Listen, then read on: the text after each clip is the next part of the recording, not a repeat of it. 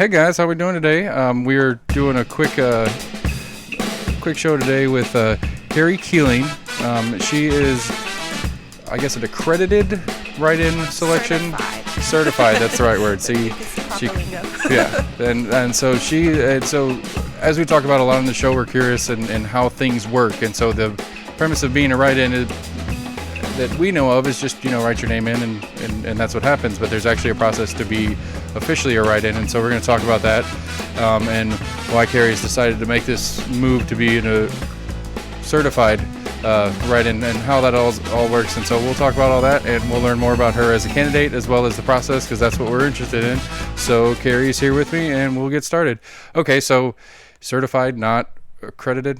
Yes, certified. Some sort of officialness word. Official is good too. Right. Because I joked in, the way the ballot system works in the primary. I argue most of the time as a libertarian. That's how I kind of see the outlook of the world. And if I go in for a primary, Tennessee special, because they do the open ballot system and I get to pick.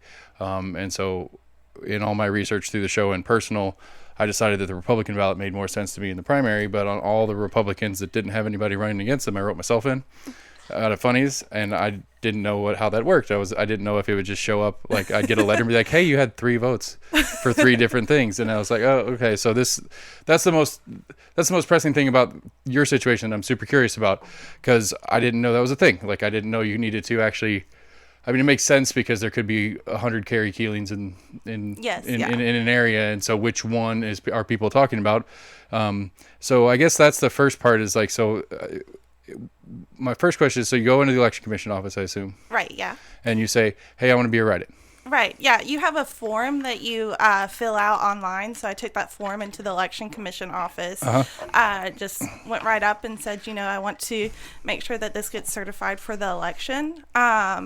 And all that really means is that they're going to actually count. They're going to count those votes right off. Right.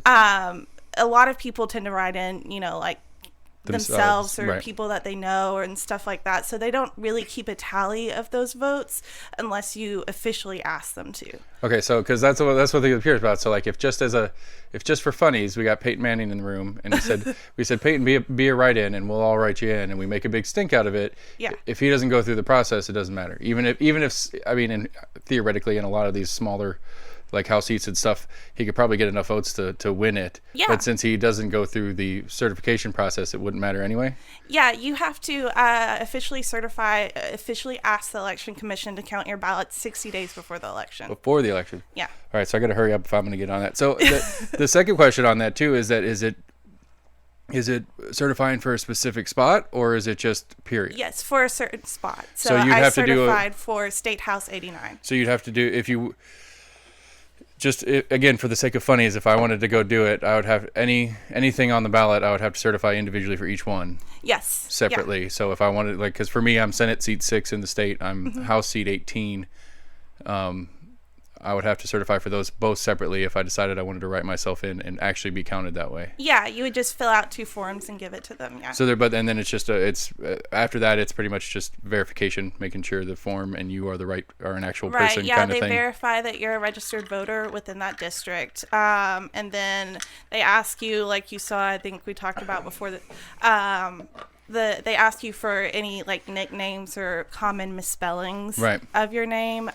So I have to give them a list. You have to go find your 3rd grade teacher and those people that figure out the worst way to spell your name. And you do have a kind of I like, we were joking about it before the show. It's like, I don't know, like, your spelling of Kari, Kari, is not the traditional one, but I can't remember the traditional one either. Like, I'm thinking, I don't even know if there's like, I don't. Because then there's a million different. It's one of those that, like, dude version. If it's a dude version, it always starts with a C, where like like Cary Grant or something. Right. Yeah. Which is like Kerry. I think it's Cary. Yeah, right? I don't see. Yeah. Nobody knows how to spell anything. Okay, got it. So yeah, so like so I guess the first question, if we're going to shift into what it was like, so is it, I heard about you through Matthew Park. I've had Matthew Park on the show. I follow him on Facebook and stuff like that. So he shared one of your posts when you're showing your certificate that you're officially accredited. And so Why was this something that's more a response to there's nobody there, or was it something you thought about beforehand but the timing wasn't lined up? Um, a little bit of both. So I work in a lot of activist organizations around Knoxville, and one of the things that we like to try to do is find a competitor for every seat. And so we'd been working on finding a competitor for 89 since, I guess, January. And we had a couple of options, but then they ultimately couldn't do it. And then the April deadline passed, and the April deadline is when you have to get on Right, the ballot. official petition, right. And so at that point, I think about a month ago or so, we were discussing if we could at least get a write-in on the ballot, because, personally, I think nobody should run unopposed. Right. I think, like I said in my post, it's against democratic principles. So we wanted to search for someone who would do a write-in for 89, along with a couple of other seats that don't have opponents. And finally, I just said, you know what, like, I'll do it. I'm working on another campaign right now, but I really didn't want to see the seat go unopposed. So. Okay, so are you allowed to talk about it, or are you the other campaign? Or Oh, yeah, sure. I work for Susan Sneed, who is a state house candidate over in District 20, which is in Blount County. Okay. So Maryville, Friendsville, parts of Louisville, and Okay. Alcoa. Yeah, because like the further we've gotten into this, the more massive it is, and so the more I'm trying to focus into, like, because for the most part it's all me in my district because of me and my co-host on the show. I'm the only one that puts forth the effort and go grabbing people to bring them in here. And so you are maybe the third person I have that wouldn't be available to me to vote for anyway, Right. just because it's not in my one of my multiple districts. Yeah. But you are special in the write-in part, because that's super curious to me. Like, it absolutely makes sense that it would be a problem if just anybody could write in and they try to count all these write-ins, because then you have people like me who vote for myself, or you could have, and you could have a person that wants nothing to do with it, that somehow through some fun little like prank amongst friends, they somehow pull off like a significant number, maybe not a winning number of votes, but like, the Peyton Manning joke running it out. I mean, he, like, literally, if it like sports radio made it a thing, and it's like, oh, Peyton Manning's running for mayor, write him in, he didn't get the deadline or whatever, and everybody did, and he's like, I don't want to do that. Yeah. He's like, I never wanted to do that. Well, you won. It's like, well, I don't want it. You can't make me take it or whatever. So it makes sense. It's just I never put the time to think about it. And so, like I said, for the show, for us, is it's just as much trying to understand the system and the way the system works as it is about trying to expose people to the people that are part of the system. Yes. And so that's what got me really keyed and excited about you. And I don't know, it's fun. Like, I find that it fully fascinating, and I appreciate you doing it, because that's a thought process I've had before. Yeah. So the only issue I guess I take with it is that if it's just opponent for the sake of opponent, or is there a stance behind it? I guess, well, let me back up. I brought up finding out about you through Matthew Park, and then I made the assumption that you are a Democrat for, and I think your candidate that you're supporting, as well as the committees you're talking about being on, kind of lead towards that, but I don't know that for a fact, so it's an assumption. So that's a question, I guess. Right. So as a write-in, I actually don't have a party affiliation, Right. because I didn't actually go through the primary process. But yeah, I do work for a Democrat, and I typically align myself with what I like to call progressive organizations, because I don't always fully fall behind the Democratic term. So. Other than making sure people have a choice, that is a very key part of the Democratic term for you. Yeah, but exactly. Right. But yeah, I like to, the organizations that I'm mostly affiliated with, we tend to call ourselves progressives, and like you call yourself a libertarian, Right. Not a Republican. So, right, I understand. yeah. That's fine. And It's kind of like a well, and right angle off of that. see, I would argue hard against that, as far as if you get a real libertarian that actually really follows the principles of libertarianism, they're more centered on most issues. They may have right issues, but they have left issues too. Yeah. I get defensive because a lot of people are like, well, if there's a real libertarian candidate, they're just going to steal Republican votes. It's like, they're going to steal Republican votes, but they'll steal Democrat votes too. But Yeah. that's a defensive point for me. I don't mean to be all picky. But, Oh, no. I get what you mean. I mean, like, traditionally, it's more affiliated with republicanism. But yeah, exactly. Historically, It's just the best recent examples of libertarians we have tend to been more of the conservative side of libertarianism. Yes. Yeah, but progressivism is in the same way. Progressivism doesn't adhere strictly to, Democratic Party principles. They also, they take some from a lot of different areas, including, some Republican principles in some states. And what a Republican and Democrat is in different states varies from state to state, too. Okay. I just thought of something. You can't hear me at all, can you? Can you hear me better now? Yes. That makes a total difference. I skipped a step. See, I got myself all messed up. I was so excited to do this. All right. So, sorry, technical, whatever. That's me. I don't edit, so you guys all have to listen to this. Okay. So, all right. So, like I said, I've primarily focused on positions that I have, so I haven't looked into Lafferty much either. Yeah. I understand, if I understand correctly, he is incumbent. He already has the seat. He's running to continue. Yeah. Is there something specific about either his current campaign or his history in the seat that you're running up against, or is it more about just making sure people know that there's more than one option? Definitely there is. I don't feel like Representative Lafferty has done a particularly good job representing his constituents. I think more than anything, he appears to be a yes vote for Governor Lee's agenda. Okay. And so I think personally that when you represent a district, you need to be in tune with your constituents instead of just kind of like following along party lines, right? Mm-hmm. So, like, for instance, one of the things, the illegal, possibly illegal and very unpopular voucher vote that went through the legislature last session in 2019, Lafferty was a yes on that all the way, and he's pretty much followed in line, like, in lockstep with what Lee wants, and he doesn't appear to have a lot of ideas of his own. Okay. Yeah. Okay. So, that's something that has been a fun topic, and I don't know if you want to go into that as an aside. Sure. I don't know the specifics of the voucher bill as it stood, but you put possibly illegal in there, and I'm curious what you mean by that. Well, it's under investigation by the TBI now, the Tennessee Bureau of Investigation, because you can actually see it if you go to the video online of the actual bill, because they record everything on the state floor. You can actually see where they held up the voucher vote so that Lee could get on the floor and actually talk to some of the reps off to the side. Mm-hmm. And at that point, some of the reps so it's not the bill itself that's in question, it's the actions. Well, the bill itself is also in question, and that's another side. Okay. Because the bill only applies to Memphis and Nashville. And as the Tennessee Constitution is written, you can't pass a bill that only applies to, like, 2 cities out of the entire state. Okay. Yeah. See, that's one of the things to me is, like, we always joke about we don't remember our civics classes. Yeah. And what I do remember from my civics classes was so basic. And this is not.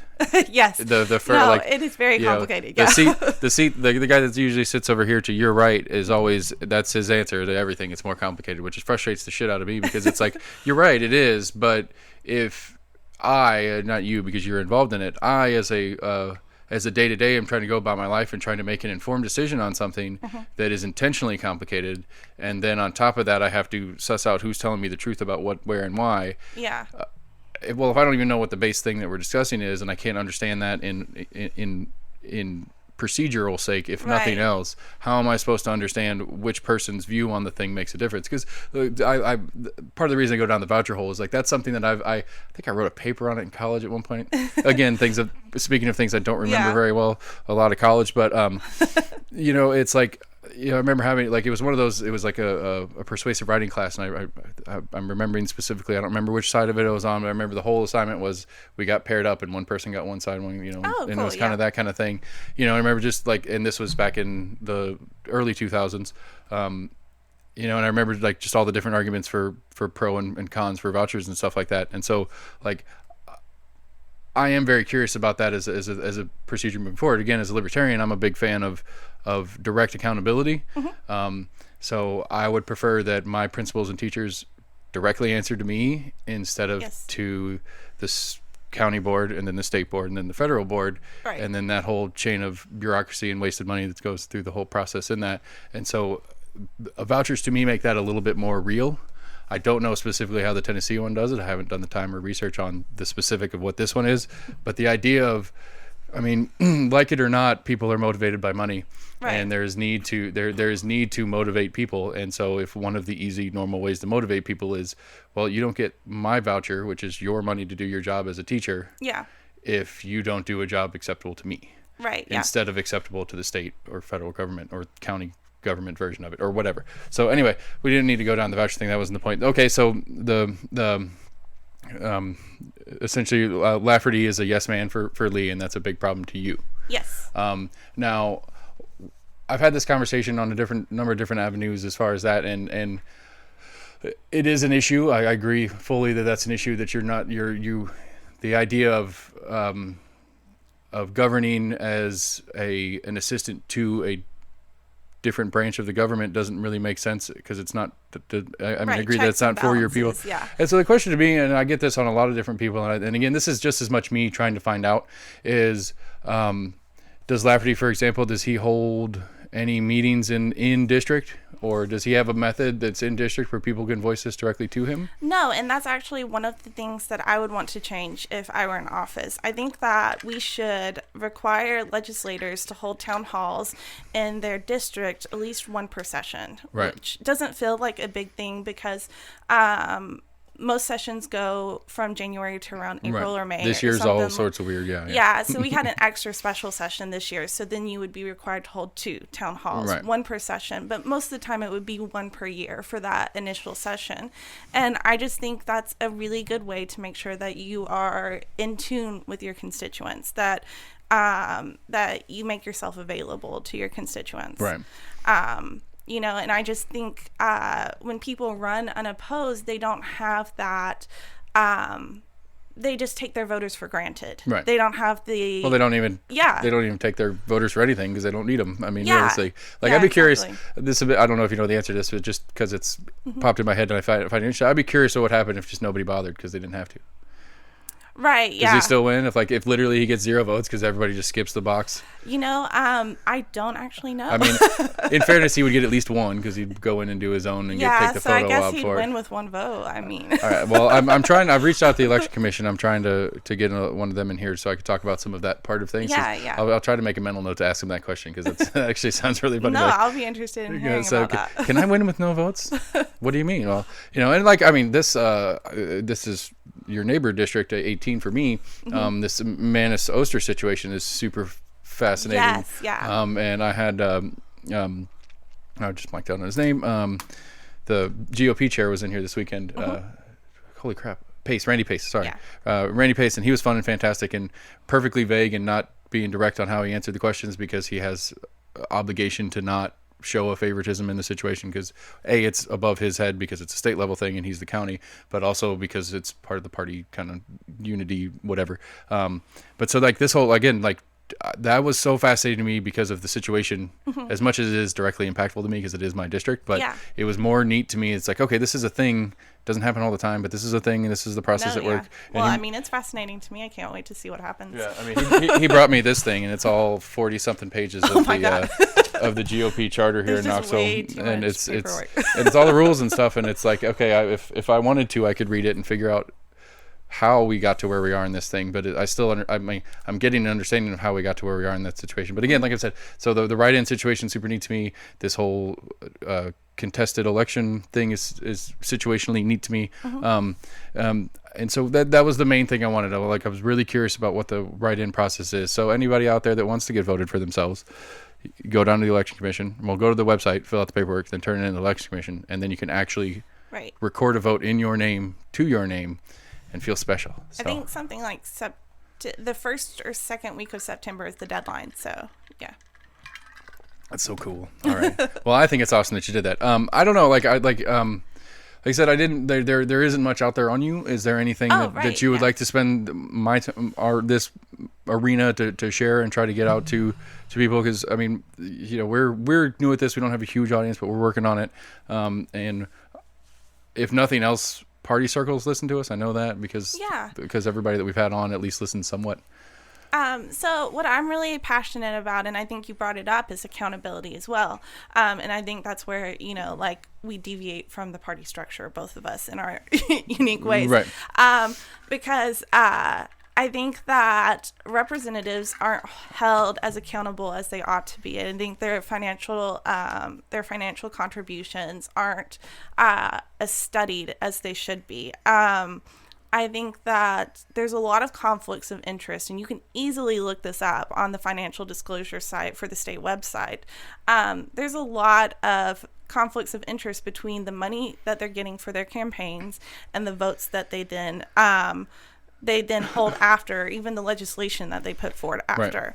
And a lot of this legislation isn't even drafted by the representatives themselves. They're given to them by these organizations that are donating money to their campaign. Right. So there definitely needs to be more oversight there. Right now in Tennessee, each state makes their own ethics laws for everything from governor down. Mm-hmm. And right now in Tennessee, we have some ethics laws, but they're vague and they're not really enforced, and they're not specific onto consequences. Right. And because that to me is very specific into one of the big reasons why I call myself a libertarian, is because the problem is we're all people. Yeah. I mean, all these people are people, and as much as it's maybe at least borderline unethical or fully unethical, some of the things that are done contribution-wise and stuff like that, and then the laws that are passed on the other side, is whether it's full greed, which is a problem, or whether it's just, I can understand people being selfish in a situation. Yeah.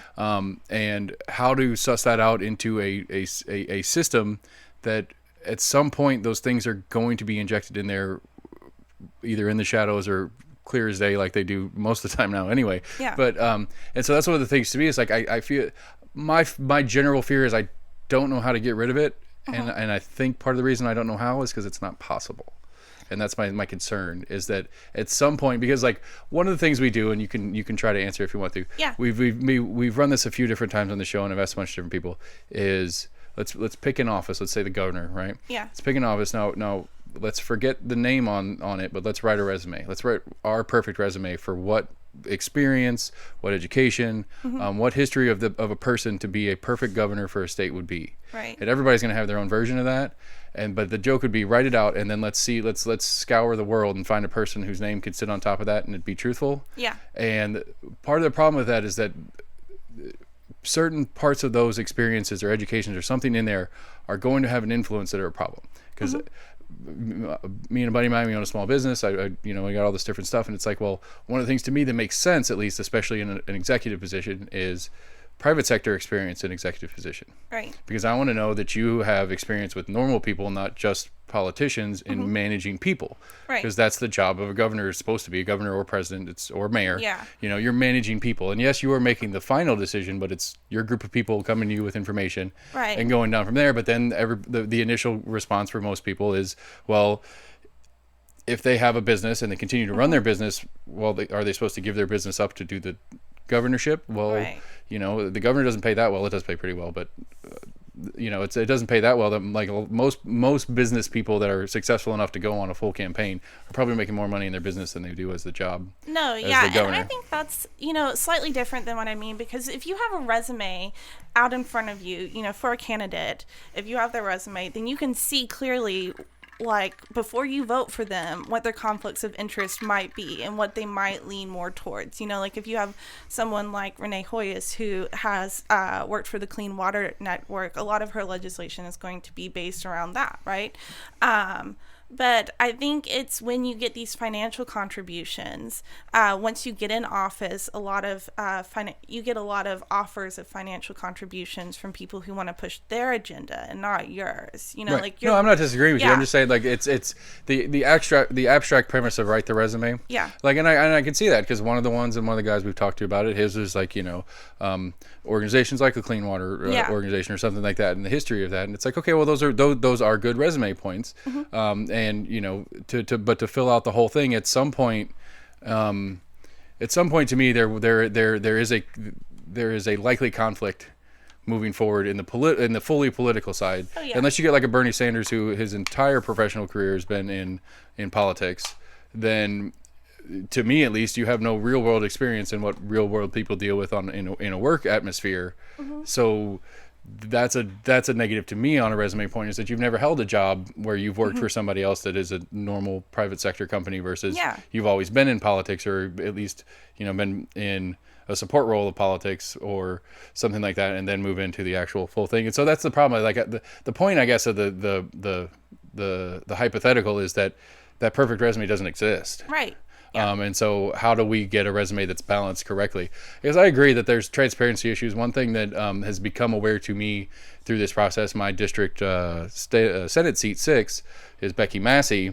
And then I had Sam Brown and Jane George on and talking to them. I haven't talked to Becky yet. She's on my agenda. But with talking to the rest of them, is the whole heartbeat bill and that whole thing. And I don't want to pick a side on the bill part that's not important. The idea that it was clear that they were trying to hide it in the process is that it passed at like 2 a.m. on a Saturday morning or something like that. Yeah. And it's like the premise of the Friday night media dump, which I totally understand. It's totally smart media wise. Yeah. Is that Friday afternoon I dump all the bad news out because nobody pays attention because they're too busy thinking about what they're doing this weekend. Yeah. Not about all that stuff. And so that is a transparency issue that I agree with. I mean, I agree that those are huge problems. And again, like it's there's an onus on me, the voter, that I'm trying to figure out how to properly manage as a human being. And I think that's one of those things that's really hard, because it's like I didn't really know much about the heartbeat bill and any of this stuff when it was in process to even know what I should call and yell about and make my opinion heard on. Right. And at the same time, I don't expect her office to call me and ask me either. Exactly. Yeah, like you could be for or against vouchers, but the way they passed it was wrong. It was clearly wrong. They by not including the whole of the state in the voucher bill, they clearly violated the Constitution, and by passing it through what appears to be pretty clear bribery on the state floor, I mean, that again. So, I mean, in a procedural way, like, I think you can agree, whether you agree with vouchers or not, that the way that they went about it was wrong. Right. And I again, not being personally super aware of the specific of that, but I'm agree and in the premise in what you're explaining to me, I agree that is wrong. And again, it's like the libertarian in me. It's like, well, how do I get it without hiring and assigning a person to oversee that, which adds another layer to the bureaucracy? Yeah. How do we break that premise up, other than figuring out how to make it more engaging to John Q. citizen, like instead of watching NASCAR this weekend, they're watching. I mean, I don't know. That's one of my problems and with I mean, and that's another layer too from the state legislature is, I mean, if you've ever been on their website, it's a mess, right? Right. Like, it's hard to find bills. They clean it up every session so that all of those archives disappear off of the internet, so you can't go back and look at like 2019 session who voted for what. Right. And if you call them, they'll say, "Oh, we'll make those records available if you come down to Nashville." But who can come down to Nashville and look at some paper copies of votes? That guy that lives in Nashville. Yeah, exactly. So, I mean, that's a really easy way to like be more transparent, is to make these votes more transparent. But as soon as a session is over, they wipe the website clean every time. See, I did not know that, and that is gross. That is a problem. Yeah. But then it would have to involve a legislation at some point. Somebody gets introduced and passed to make it an obligation for. Yes. I guess whatever the name of the office is that keeps records, the records office, to actually then keep that. I mean, especially it's digital. Who cares? Right. You're not making them do something. You're making them not delete them. Yes. So it's not like it's a big effort. So it makes sense. I get that. Yeah, I don't know. It's that is the frustration for me. Just all the different people I have. It's like just trying to make it more engaging. Yeah. To me. And I think as well, you just need to have a more open process. Like right now, we have a supermajority in the state legislature, right? Which means that the GOP controls so much of the state legislature that they can write and pass and prevent, like any kind of like veto-proof any bills that they want without using Democrats. So they don't really have to compromise with the Democrats. And so that means a lot of the legislation that they're working on gets worked on in their caucus meetings. And in 2019, they closed their caucus meetings to media and the public. Right. So it's just that final vote that's out in front of everybody, and it's already too late to change anything. But see, I don't know. My issue with that, I guess, is like I agree it's gross, but my issue with that is again, I blame voters. That's and I know it sounds terrible, but I blame voters. It's like, so we don't want. I mean, Matt Shears was in here. He was talking about it, and he probably threw out the grossest stat I've heard in the entire time we do this. State of Tennessee, like 46%, I think is what he said it was. In the state of Tennessee, 46% of eligible voters vote regularly. Yeah. And so whether you listeners that are voters are lazy or not, and we're going to call you lazy if you're not voting. Is that if you that's my problem. It's like, well, we are okay with this. Whether we are consciously okay with this or not is a separate conversation. But at the end of the day, we as Tennessee residents are okay with this. Yeah. And if we're not, we need to do something about it. And so that would be right in Kari for District Seat 89. That's essentially what you're doing, and I like that. I think that is the necessity. And then how do we, realistically, I don't know what. I don't know how many are in that district. There's usually around 60,000 people in every state house district. They try to kind of break it up population. Yeah, because I think we're 54 or something like that. Is what they but I mean, population shifts, so that was back in 2010. I'm sure it's a little bit. Right, and it's about to shift again. Yeah. Oh, that's gonna be fun. I'm gonna get shifted in districts. I finally figured out what districts I am, and then once the census stuff gets corrected this next year, learn it all over again. We're gonna shift districts, and it's gonna get even more funky. Yeah. And so. I guess there'd be probably if Matt Shear's numbers are right, out of that 60, so 25,000 will vote. So you need, what is that? 25 is 12 and a half. 13,000. You need 13,000 people to know your name to write it in. Yes. And then we so I guess I don't know if you know the history of it. Like, do you know if they've had a write-in in recent history in the state of Tennessee that's won? No. No. I'm not. Optimism. Well, actually, okay, let me rephrase that. On a state level, no, but actually, school board over in Blount County, Vandy Kemp just won her school board district as a write-in candidate. Okay. So, I mean, yeah, on the local level, I think it's been accomplished a few times. Okay. I haven't heard of anything on state level up, but yeah. Okay, so, and this is just for me to brag on myself. Outside of me, how many people have reached out to you as far as and treated you like a candidate? A few. I think you could trash the media on here. That's all I do. No, I haven't gotten any other like interview requests like that. I've gotten like requests for speaking from like certain already involved parties, like the Democratic Party or stuff like that. But yeah, because one of my complaints, like I joke about it all the time on the show. My complaint is that we started in February, and I knew. I honestly, like, we started in February. We didn't even start the subset of the show that's the fully local politics part of the show until like mid-March, maybe even April. And so from the time we started the show, we already missed a primary.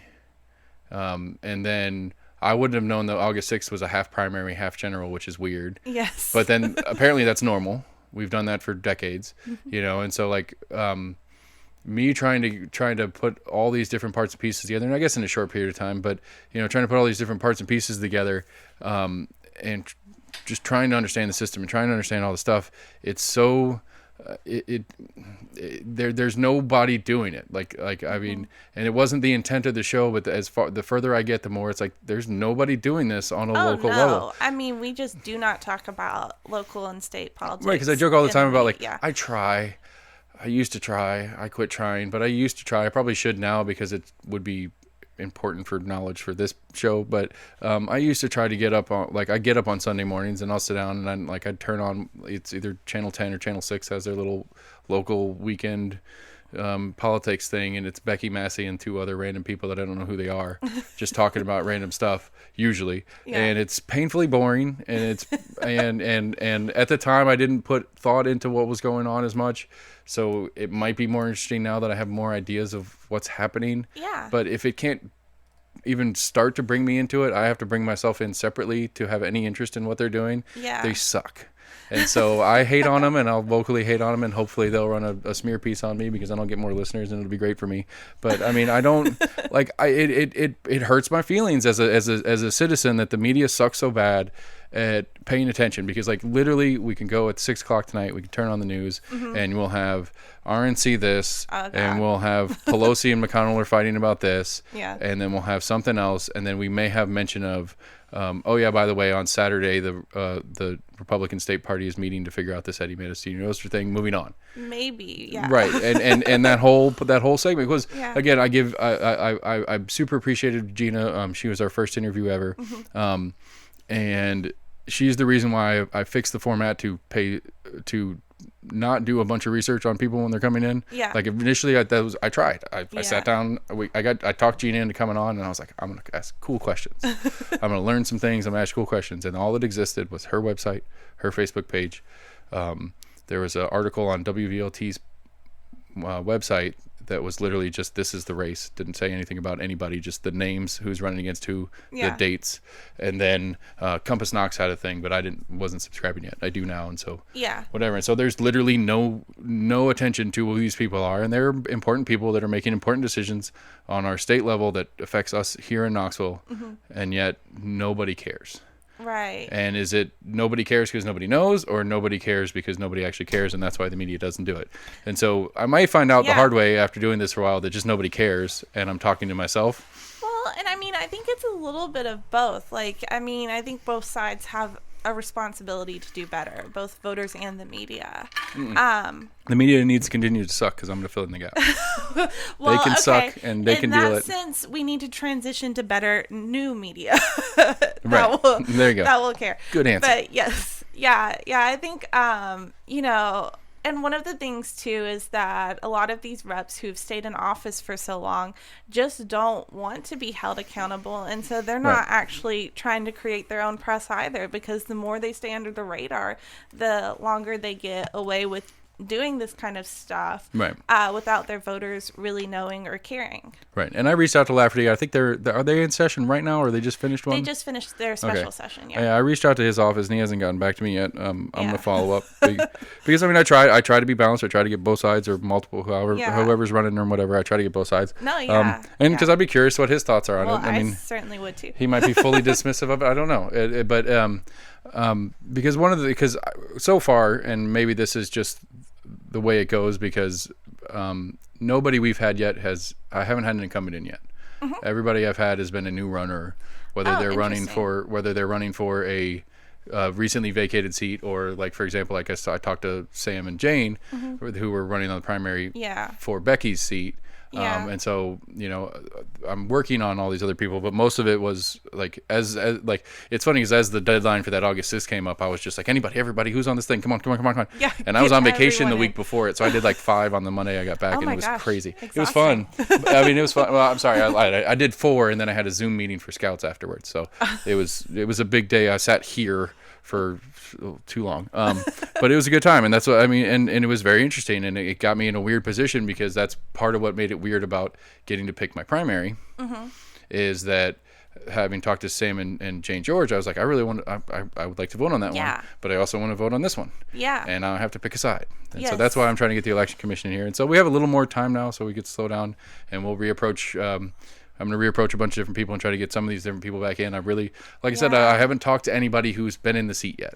Right, and I mean, I think that's that would be a really interesting get if you did, because, you know, a lot of times we haven't heard response. Like, I know the campaign I work on over in Blount County, Susan, she has one of the only incumbents I know of who actually does answer these types of requests, and so we have been able to have debates with her and her opponent, who is Dr.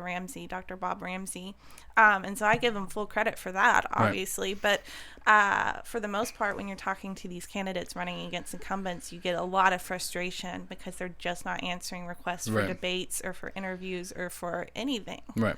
Because they don't, it's not necessarily advantageous for us. And so my hope is, obviously, right now I have one, my county commission seat 4, I had Kyle Ward and Todd Fromeyer on. Kyle won the seat. And I reached out to Kyle to come back and visit with us, and partially to talk about the experience and the process, because that's one of the things I'm interested in. But also, I'm hopeful that I can get some reoccurrings of people in seats. Yeah. So it's like, hey, what happened? We haven't checked in with you for a month. What's new? What's going on? What's happening in Nashville or downtown, depending on which seat they fill. Because if we count this as a job, this is 3. I really have 2 jobs in a hobby that I can't write off any of this stuff I buy on taxes, which sucks. But we'll get there. We're working that direction. But I can't go down to meetings. I can't go sit in on them and do all that kind of stuff and make that part of the show, and then it's not even really the intent of the show. Is that part of it? But I do want to be.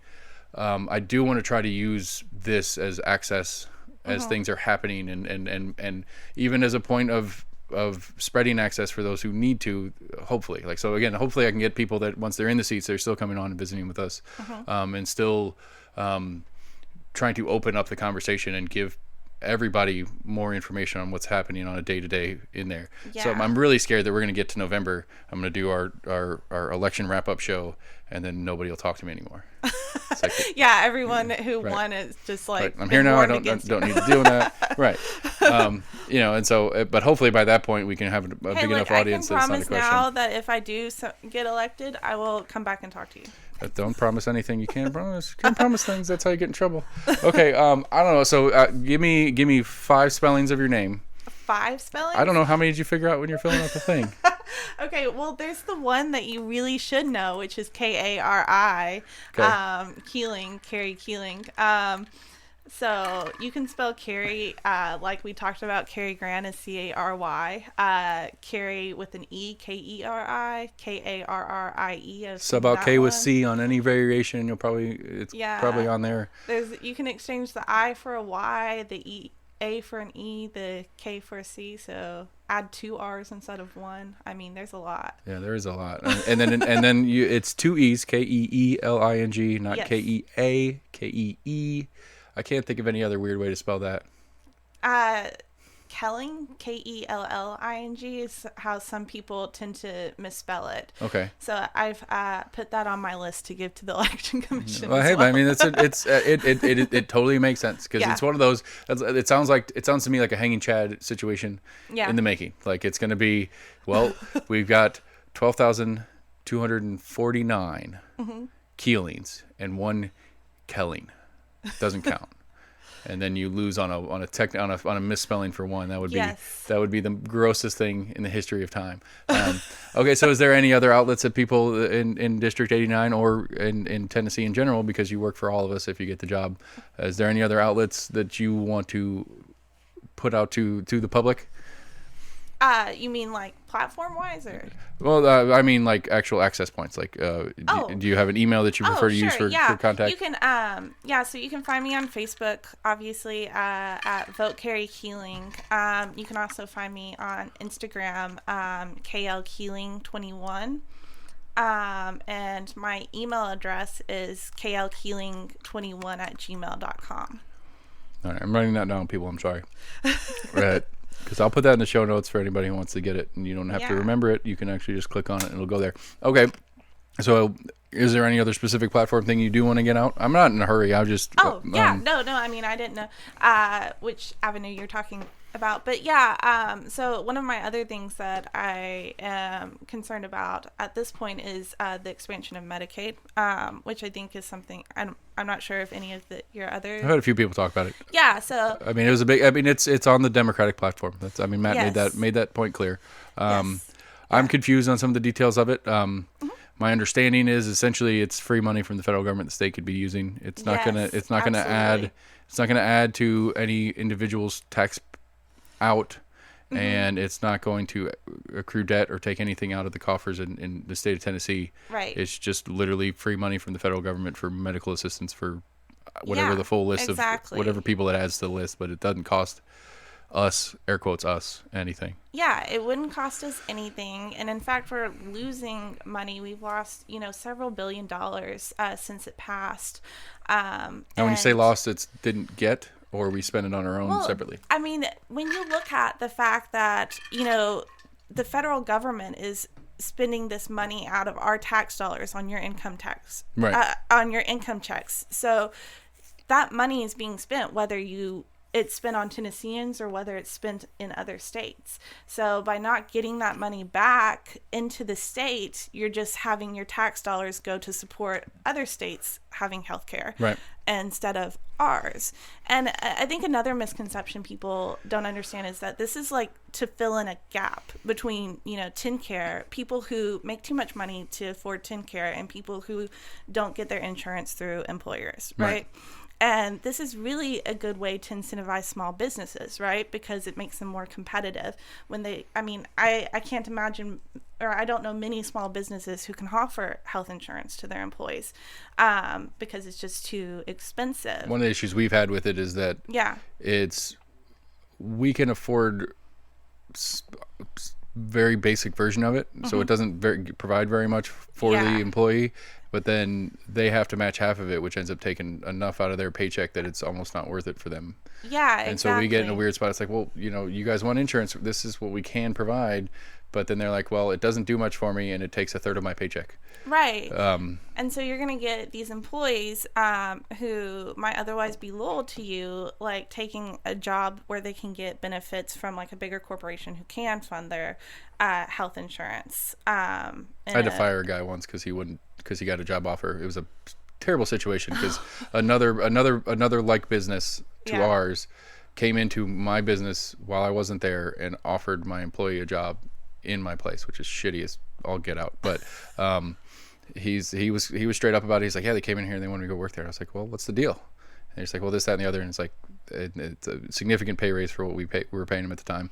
And they had insurance as an option. I was like, well, then you don't work here anymore. He's like, but I want to work here. I was like, no, you need that. I can't do that for you.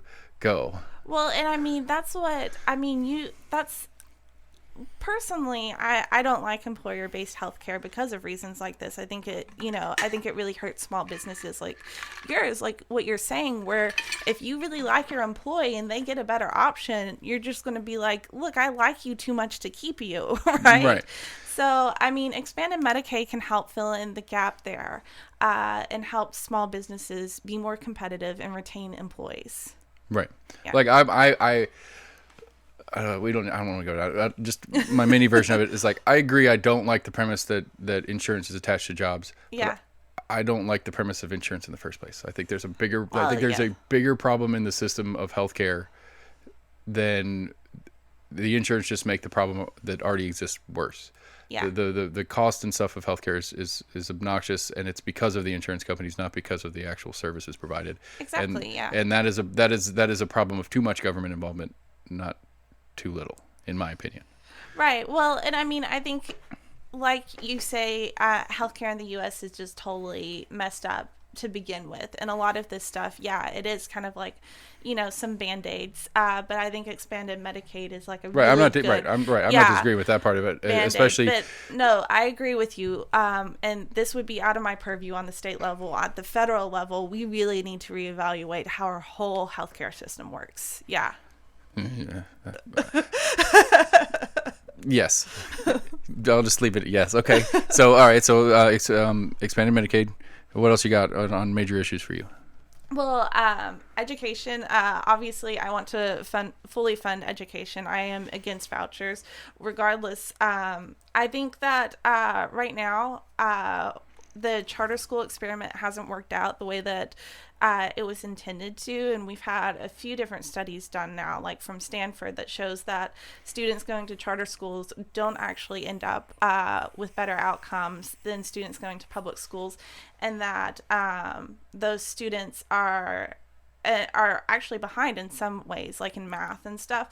I think for-profit education in general incentivizes the people in charge of these schools to cut corners, and I think that's generally what we've seen. And there's obviously exceptions, and I'm not anti-private school if parents choose that option. I actually went to private school growing up, but it's not an issue that I still pay my property tax and my sales tax the same as everybody else, and I pay extra to put my kids in a private school instead of getting my free school that I pay for too. Well, and on the public school level, that just means that we need to invest more in making public schools better. And instead, vouchers and I think charter schools are just going to like take that money and split it up too much to like actually invest in any one of those schools to get them to where they're supposed to be. But wouldn't that exact system put the pressure on any school to do better? But you can only put so much pressure on a system before it breaks. You know, you can't have teachers work, 20 hours a day. Like sometimes they're going to just have to sleep. It's just like, I think that we're going to have to invest in more teachers and invest in better learning resources. I mean, we still have some schools like in rural areas in the state which aren't ever going to see charter schools, by the way, so they're not ever going to get to see this choice. That money is just gone for them. So and I mean, taking money out of rural areas and investing it into Nashville and Memphis is its own different problem. Right.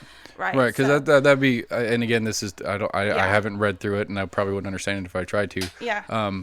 Because one of the things I would think would be the logical move is that it would be if you get a voucher, you can't. I mean, I guess you could. I don't know. I'm trying to think about how to follow the line on that thought process. Is that you can't. If you give a voucher out for a person, Yeah. I mean, if the charter school is not there, if the vouchers are out, then those persons are spending their vouchers on the only school option they have in these rural areas. Yeah, exactly. So I would assume that the school wouldn't change their. I mean, because essentially it's the vouchers. I don't know, whatever. I don't know the specifics of it. I need to not talk about it because I'm just talking in vagaries and my thought process on it, which may have zero to do with the reality. I think there's a fair argument to be had that our school standards definitely need help. I just think that charter schools and vouchers aren't the way to do it. I think we need to take more money and invest it into the public schools that we do have and make sure that they're doing better. Like right now, I mean, if you have a teacher that's underperforming, right, and that school realizes that they're not going to be able to get another teacher coming in working, any better than he or she is, then they have no incentive to let that teacher go. Right. And we're losing teachers at almost a 50% burnout rate within 3 years. I was a teacher, and so I was one of the burnouts. I thought I wanted to be a teacher. No, it's so much work. I figured that out. I figured that out when I was still in school, when I started a pre-ed program, and I was like, nope, never mind. It's just a lot of work, very little pay, and very little autonomy, which is surprisingly. And that's one of my huge issues, and it's like, and I think, and I would argue, at least in my experience with my kids and my kids' teachers over the last couple of years, my oldest is in 4th grade, that they spend more time on the bureaucracy and the paperwork than they do on the kids. Yeah. Maybe not total in total time spent, but as far as we talk about that 20-hour workday, in theory, would be like 12 of those would be paperwork and filing this, that, and the other, and making sure the county and the state and the federal government have the information that they need. And then, like standardized testing issues and all the other stuff that goes along with that. I can attest to this. It's just insane what they expect out of teachers, and they just pile more work. Whereas if you should have stuck with it, now would be a great time to be a teacher. Really, I can't. Hey, the only bone. The teachers out there. I mean, they have all of my they have all my support and sympathy. I can't imagine. I'm excited as a parent because the classroom size is down 40% or so. Yeah. Because we chose to go to. Yeah. And I mean, I think that's another thing that we have to think about too, is like having these virtual students. Well, in some of these rural areas, they didn't have enough money to like invest in virtual programs, so they didn't have a choice for the parents. Right.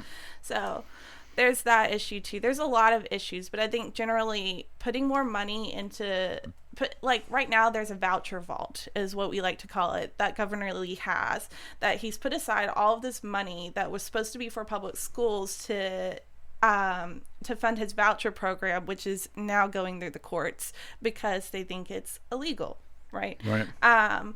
And like right now in a pandemic would have been a really great time to take that voucher vault money and like invest in more materials, like perhaps laptops or iPads for the students in these rural areas who don't have that. Right. Or more teachers, because they're splitting classrooms. I know, right. We had to hire a company out of Florida to do a chunk of the virtual classroom, which is, it's better than nothing, but it's not. I mean, it's weird having somebody that far away being a teacher. Yeah. Again, and my other thing, and this is school board is on my list of people to try to talk to. It's like, I don't like how one of the things I've been trying to figure out, and everybody I've talked to is like how these budgets work, because like we talk all the time about I could talk about that, but that would be a whole rabbit hole. We've talked at length about the about how the tax system in the county and city of in Knoxville works as far as how much of that goes into the schools, but then it's like, well, their budget is not just what they collect here. It's what they get back from the state, and then what they get back from the federal level as well. And it's like, well, how do you make a budget? I mean, I would like to, I joked earlier, I have 3 jobs, but I only have 2 incomes. Like I would like to I would like to have the problem of trying to figure out how to balance 3 different incomes for the things I try to do. But like how, and at least on the, this is where it gets confusing. It's like, I was trying to do the math on it, and it's about 10 grand a kid in Knox County. And it's like, okay, how does that get spent that it's not getting better results? Like that's one of my issues with it, that maybe I do want to have you come back and have a whole separate episode on school budgeting programs and stuff like that, because it's confusing. I would be happy to, because it is confusing, and it's honestly dumb the way that we do it. And I can say, like, I taught adjunct at ETSU and Walter State, and so I can't speak to the K through 12, but what my students were paying per class, I was getting in return about, I'd have a class of 30 students, and I was getting maybe one of those students, the cost that one of those students had to pay came back to my paycheck. Well, that's what I'm trying. That's one of the things I'm thinking about. It's like my 4th grader. I think he said there's 18 in his classrooms. That's 180 grand. Yeah. So where is the others going? Like, why am I getting like 1/30th of what these students? Right. I don't know what I don't know what a Knox County teacher makes, and that's not. Let's say let's be generous at 50, which it's probably not. So that leaves $130,000 for a room in a building the state already owns. And electricity and all the other little stuff, and it's like, okay, let's run the math all the way out, and I don't see how it's this expensive to operate a classroom. If that's the case, because they have a rotation of different teachers, so it's not just one teacher per se, but every single teacher has essentially a certain amount of people under them, and it's like, well, how much does the principal cost and all that stuff? I get it. I just need to work it out. Like I am confused on how expensive it is to educate a kid. Yeah, and it is more than you would think, but I also think that there are some funding, issues that we definitely need to address, because right now the price per kid is based on a BEP formula that is just completely and everyone agrees is archaic and doesn't make any sense anymore, and is so complicated. I don't think anyone has ever actually fully been able to explain it. So, this is something that could I just went full blank face. I'm like, this could easily be resolved, but nobody puts it up in the legislature because it's not going to get the same kind of headlines as like the heartbeat bill or something. Right. Yeah. And so, like that's especially after talking to Randy Pace, when we got into some school talk with him, I'm more determined to try to figure out more about how the system of the schools works, not the school itself. Because I think, because that's, the sucky part is that the teachers want to teach. Yes. And they're too busy not teaching. Oh my gosh. And doing the other mess from it. And again, it's like, I loved teaching, but I just, I burned out on everything else. But, the teaching part, I love that. Yeah, that's how we touched on it earlier. It's like, that's how my wife is a nurse, but burned out and quit. Yes. Yeah. And it's like, well, how is it that the job is that most people that do the job love the job, but they burn out on it that fast? And it's like, I don't know. That's a deeper thing. Something happening there. All right. Well, we are done. I got to cut you off because we can't go all day. Because I don't know. I'm very the school thing specifically, because of the kids I have is very important to me. But one of the things to me that I realized in all the conversation is, having kids or not, if you're a resident of Knox County, the school board matters to you. the people that are on the Yes. school board matter to you. They are spending the majority of your tax dollars Yeah. in the schools. And if you're not okay with the way they're spending that money, even if you don't have kids, these people matter to you. And so that is something I've made mention of, and I haven't started in because I've honestly, I feel like trying to get trying to understand what's going on in the middle of everything the school board's dealing with right now is probably a big ask. Yeah. And so I'm trying to be sort of respectful of that, but I think I am going to make a point sooner than later to start trying to get some school board stuff in here, because I want to there's actually get an an open understanding of that. vacancy on the school board, and they don't have anyone on the ballot for it yet. I just saw that today. Yeah, I saw that came out on yeah. the commission site today. It's District 6, I think is what it said. Which is actually my district, so. Okay, well, let's go write yourself in on that one too. See what Probably not both, but I would definitely support. I mean, I'm happy to answer questions if anyone. See what happens if you win. You know, I mean, what happens if you win 2 seats at the same time? That's an interesting question. Yeah. I don't think I'm going to try to find out. Well, I'll try to find out if I can ever get election commissioner in here and talk to them about that too. Yes. Okay. Well, Kari, which way you want to spell it, just get close. Start with a K, and you should be good from there. Keeling with 2 E's, Keeling. Well, I really appreciate you coming in. I didn't know what to expect out of this one because again, not my district. I never dealt with Lafferty before either, so I really appreciate you. This was a lot of fun. Oh yeah, thank you so much. I'm gonna make some outro noise, and then we'll call it a day. All right, thank you. Oh, it helps if I turn the volume up. All right. I've been doing this for a while, but I still suck at it. So Kari Keeling, everybody, she's accredited District 89. If you want to know more about her, she's got a Facebook page or klkeeling@gmail.com. We are almost in agreement at gmail.com, Facebook, Twitter, YouTube, most podcast providers. My current tag is, if we're not on a podcast provider you like, email us, let us know. We'll figure it out. We'll get on there. That is all I have on the schedule for the rest of this week. We'll have our normal show on Saturday. Outside of that, have a great day.